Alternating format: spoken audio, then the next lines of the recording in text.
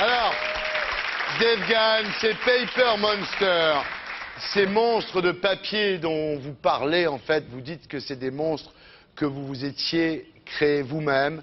C'est la drogue, c'est l'alcool. Et vous aussi, comme Pierre Botton, vous êtes guéri. Je ne sais pas si je suis guéri. Je ne crois pas qu'on puisse vraiment guérir. Il n'y a pas vraiment de guérison. Il n'y a pas de guérison. Mais disons que j'ai beaucoup changé de choses dans ma vie qui ne fonctionnait plus. Et de cette façon, je crois qu'on peut dire que, disons que je peux m'identifier un petit peu à Monsieur Botton. Ouais. Mais disons que moi, j'ai pas piqué beaucoup de sous, donc...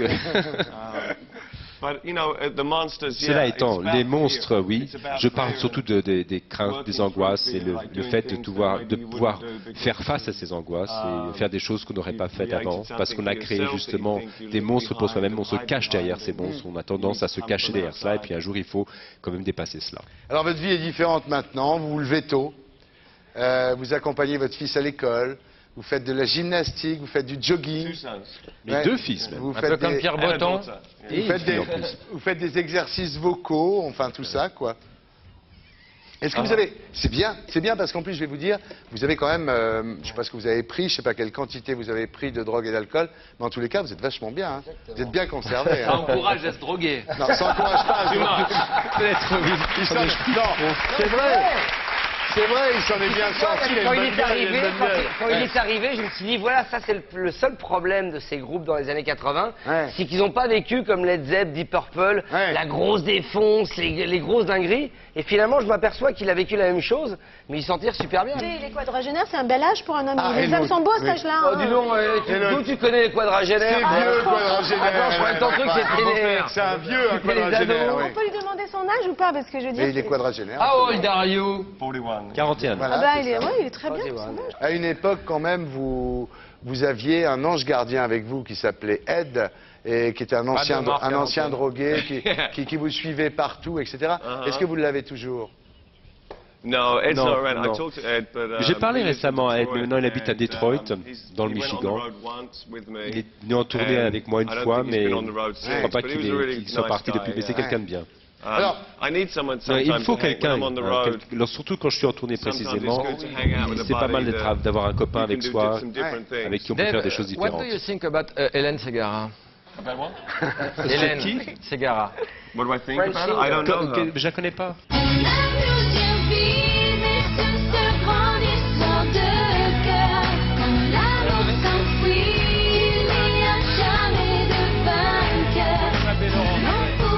You know, Hélène Ségara, when she was younger, she was very fond of you.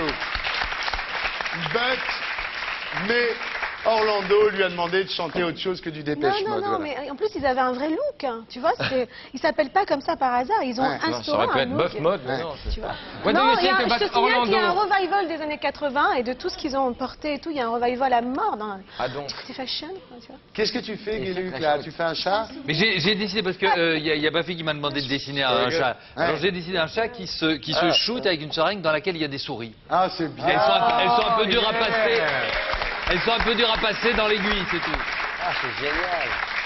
Bien, en tous les cas, en parlant de ça, Dave Gahan, quand vous repensez maintenant à cette époque, c'est-à-dire à Los Angeles, quand vous vous étiez lacéré les poignets avec une lame de rasoir, quand vous pensez à l'overdose que vous avez fait au Speedball, au Sunset Marquis Hotel à Beverly Hills.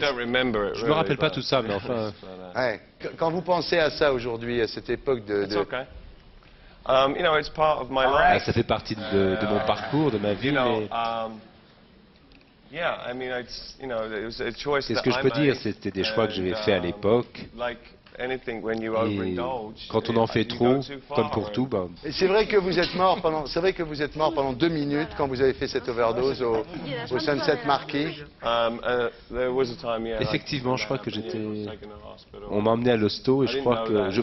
on m'a dit ça après coup, effectivement. Je ne le savais pas sur le moment, mais... Je vais être franc avec vous. C'est ce genre d'histoire un petit peu rasoir, mais... Il faut dire qu'à l'époque... je me rendais quand même un petit peu compte que je faisais une erreur. Et je me disais à moi-même, non mais c'est débile. Mais il a fallu que j'arrive à ce stade-là pour me rendre compte de la bêtise de ce que je faisais.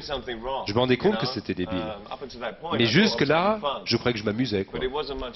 Mais c'était pas très marrant. Est-ce qu'aujourd'hui, vous pourriez dire aux gens qui vous regardent, aux gens qui nous regardent, que la drogue c'est sympa au départ, qu'on en prend pour être bien, et puis qu'au bout d'un mois, 2 mois, 3 mois, on en prend juste pour pas être mal, et que ça devient un enfer? Je crois qu'on rencontre le même problème avec l'alcool. Il n'y a pas vraiment de différence. La drogue, bon, vous avez la personne tout à l'heure qui en parlait. Il y a des choses qui paraissent acceptables au départ et puis qui entraînent des problèmes par la suite, justement à cause des excès. Moi, je me suis battu publiquement contre la drogue.